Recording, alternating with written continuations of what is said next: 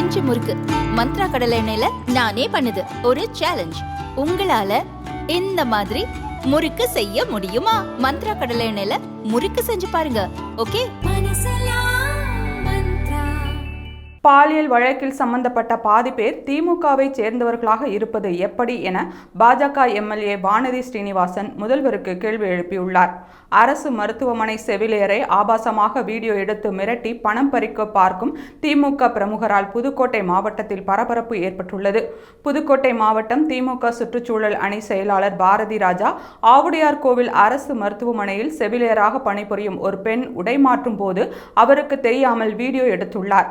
பின்னர் அந்த பெண்ணின் வீட்டிற்கு சென்று வீடியோவை காட்டி 10 லட்சம் கேட்டு அவரையும் அவரது கணவரையும் மிரட்டியுள்ளார். பாதிக்கப்பட்ட பெண்ணின் உறவினர்கள் திடீர் சாலை மறியலில் ஈடுபட்டனர்.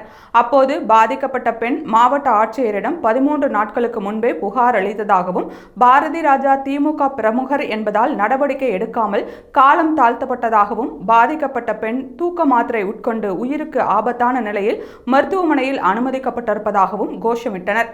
இதனால் அப்பகுதியில் பரபரப்பு ஏற்பட்டது. சாலை மறியலில் ஈடுபட்ட பாதிக்கப்பட்ட பெண்ணின் உறவினர்களை காவல்துறை வலுக்கட்டாயமாக கைது செய்து ஆவுடையார் கோவில் காவல் நிலையத்தில் வைத்துள்ள சம்பவம் அப்பகுதி மக்களை கோபமடைய செய்துள்ளது. இந்த சூழலில் திமுக பொதுக்கூட்டத்தில் பாதுகாப்பு பணிக்கு வந்த பெண் காவலர் தஞ்சாவூரில் இளம்பெண் பாலியல் வன்கொடுமை செய்யப்பட்டது, அண்ணா பல்கலைக்கழக மாணவிக்கு பாலியல் தொந்தரவு கொடுத்தது, இப்போது செவிலியரை வீடியோ எடுத்து மிரட்டுவது என அனைத்திலும் திமுகவை சேர்ந்தவர்கள் குற்றவாளிகளாக இருப்பது எப்படி என்று பாஜக மகளிர் அணி தலைவியும் கோவை தெற்கு தொகுதி எம்எல்ஏவுமான வானதி ஸ்ரீனிவாசன் கேள்வி எழுப்பியுள்ளார். பாதிக்கப்பட்ட பெண்களுக்கு நீதி பெற்று தராமல் திமுக பிரமுகர்களை பாதுகாக்க பார்ப்பது ஏன் என்றும் திமுகவின் நற்பெயரை விட பெண்களுக்கான பாதுகாப்பு முக்கியத்துவம் வாய்ந்தது என முதல்வருக்கு எப்போது புரியும் என்றும் வானதி ஸ்ரீனிவாசன் கேள்வி எழுப்பியுள்ளார்.